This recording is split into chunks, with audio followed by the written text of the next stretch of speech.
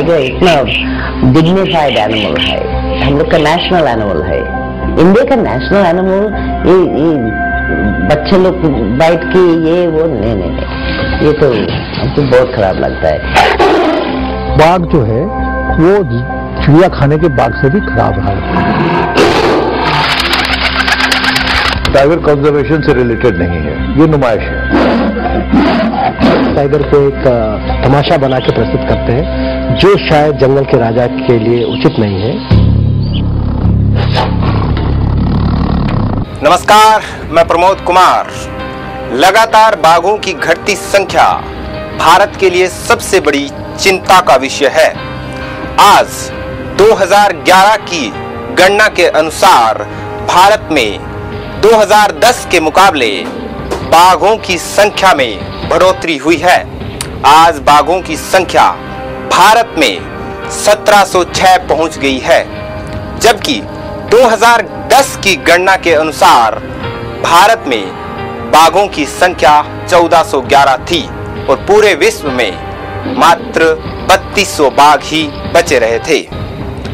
निश्चित तौर पर इस बात से अंदाजा लगाया जा सकता है कि घटती बाघों की संख्या उस देश के लिए कितना बड़ा चिंता का विषय होगा जिस देश का बाघ राष्ट्रीय पशु है।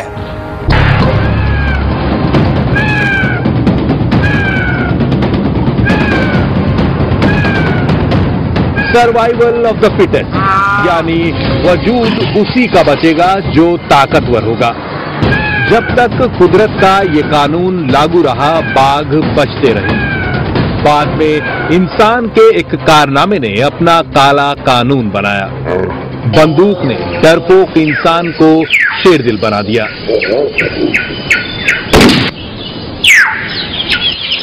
बाघ खत्म हो रहे हैं, बाजार में बिक रहे हैं ऐसे ही टुकड़े टुकड़े। अब ऐसे बाघों के तो सिर्फ वीडियो ही बचेंगे आने वाली नस्लों को दिखाने के लिए। हम बताएंगे कि कैसे बाघ किसी से डरता नहीं था, यहां तक कि शेर भी अपने झुंड में रहकर ही शिकार करना पसंद करता था। लेकिन बाघ की बात निराली, वो अपना शिकार अकेले करता था, एकदम अकेले।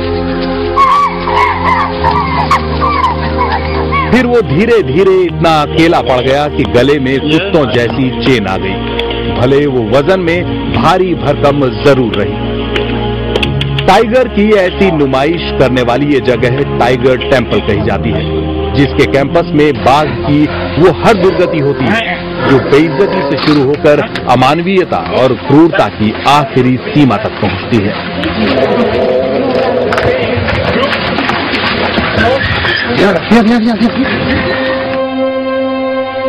बाघ क्या हुआ, हाथों का तमाशा बन गया। पैसा फेंको, तमाशा देखो। इन्हें देखिए, बाघ के साथ फोटो खिंचवा रही हैं। ये काम आप भी कर सकते हैं, बस वो जादुई चीज होनी चाहिए जिसे दुनिया पैसा कहती है। वही पैसा जो इन जैसे लोगों से ऐसे काम कराता है जिसकी आप उम्मीद भी नहीं कर सकते। कहे तो ये लोग मॉन्क्स जाते हैं या फिर चाहें तो बौद्ध भिक्षु कह लें, हालांकि बाद में पछताना पड़ सकता है।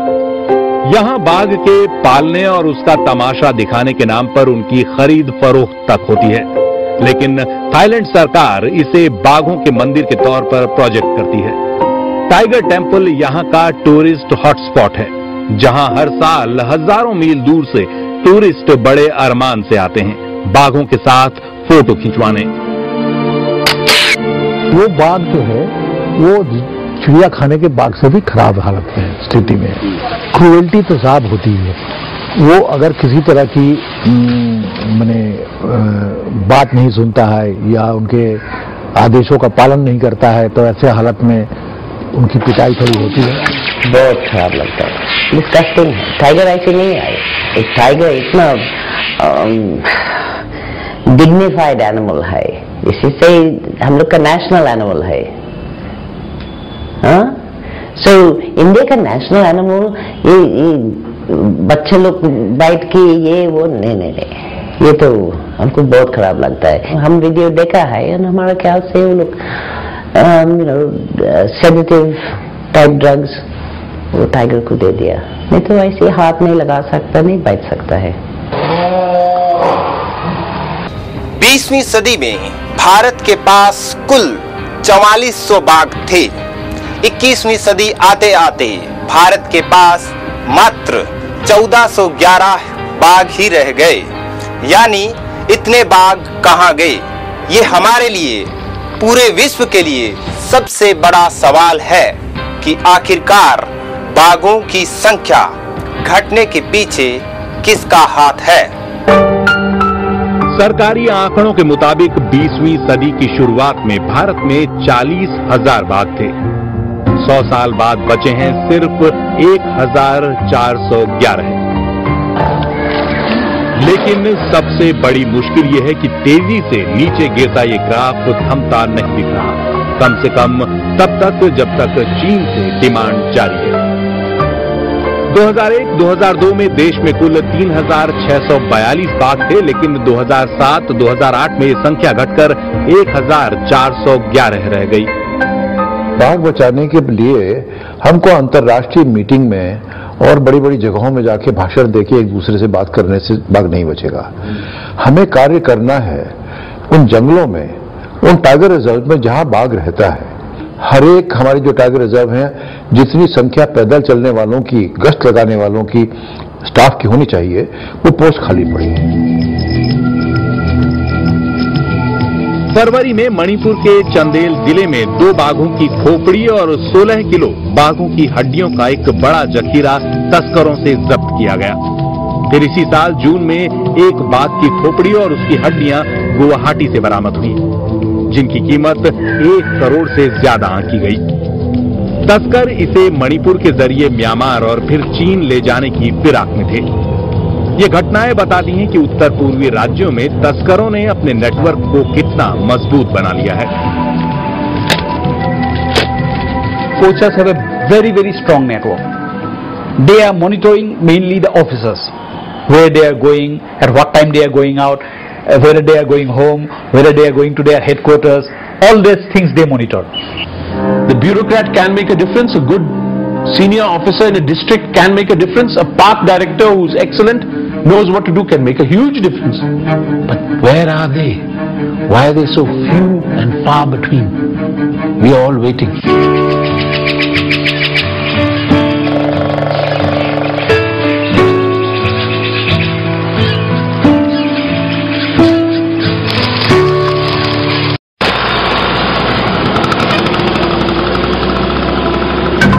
भारत म्यांमार सीमा पर मौजूद मोरेह कस्बे में तस्करों की मौजूदगी सामने आती रही है।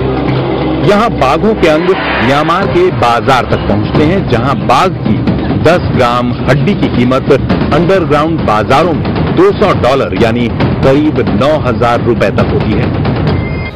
एक उम्मीद जागी है कि भारतीय राष्ट्रीय पशु यानी बाघ अब बच जाएगा, लेकिन कहीं ना कहीं टाइगर टेंपल का भी इसमें हाथ हो सकता है।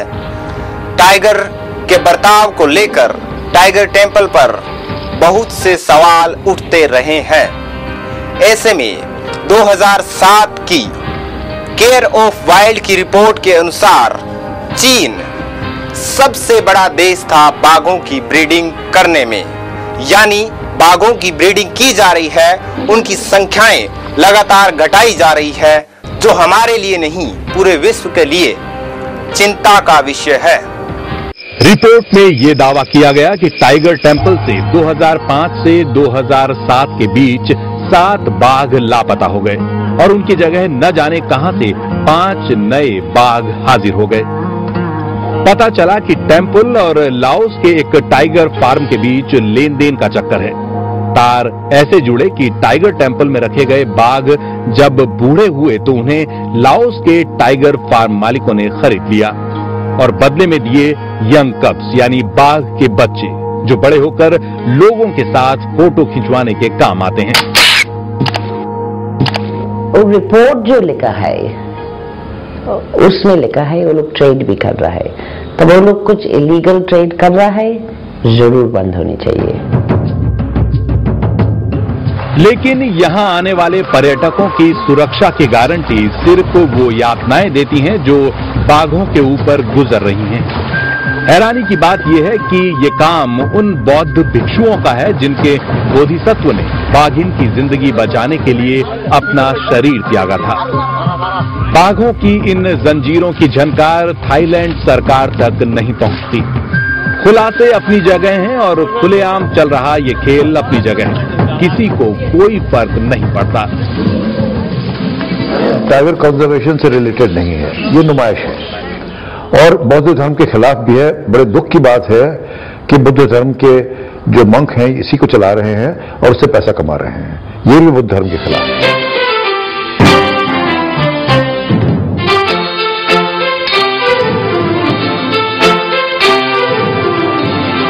ये सब ऐसे देश में हो रहा है जहां लोग सदियों से बाघों को पूजते आए हैं। बाघों की मूर्तियां मंदिरों में देवताओं की तरह बनी और बचा कर रखी गई हैं।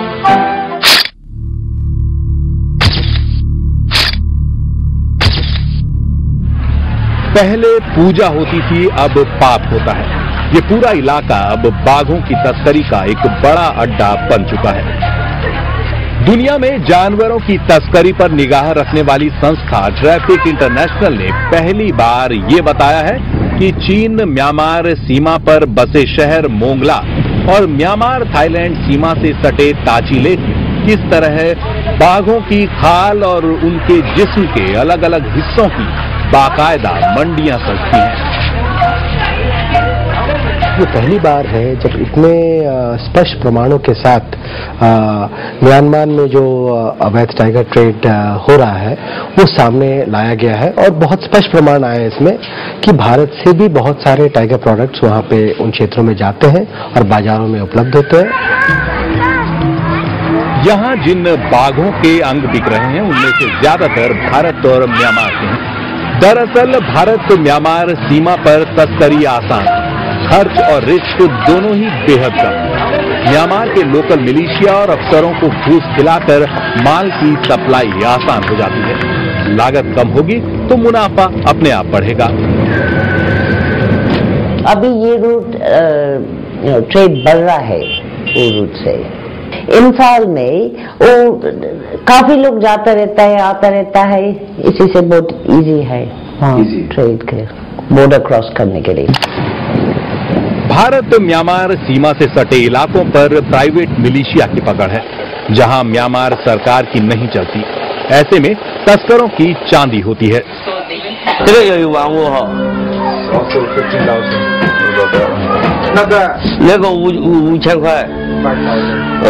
वाइल्ड लाइफ में जो अवैध व्यापार है, अगर उस पर समय रहते चिंतन नहीं किया गया और नियंत्रण नहीं किया गया तो ये नेशनल सिक्योरिटी के लिए भी एक खतरा बनकर सामने आ सकता है, क्योंकि ये इस प्रकार के इंसर्जेंट ग्रुप्स के लिए फंड रेजिंग का एक सॉफ्ट ऑप्शन है। ये तस्वीरें थाईलैंड के हुन प्रदेश की हैं, जो एक सीमाई इलाका है। यहाँ तस्कर बाघ के टुकड़े टुकड़े कर म्यांमार और लाओस ले जा रहे थे, जहां से उन्हें चीन भेजा जाना था। ये टुकड़े बताते हैं कि तस्करों की नजर सिर्फ खाल पर ही नहीं होती। चीन के दवा बाजार में बाघ की हड्डियां और दूसरे अंग भी ऊंची कीमत पर बिकते हैं।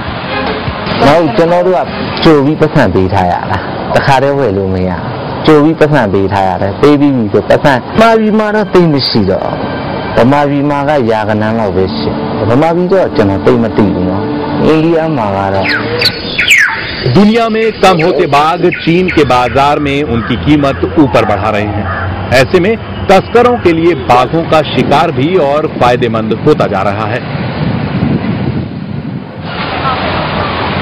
भारत से लाए गए बाघों के अंग भी अंतर्राष्ट्रीय तस्कर खुले बाजारों में बेचते हैं, करोड़ों के दाम पर।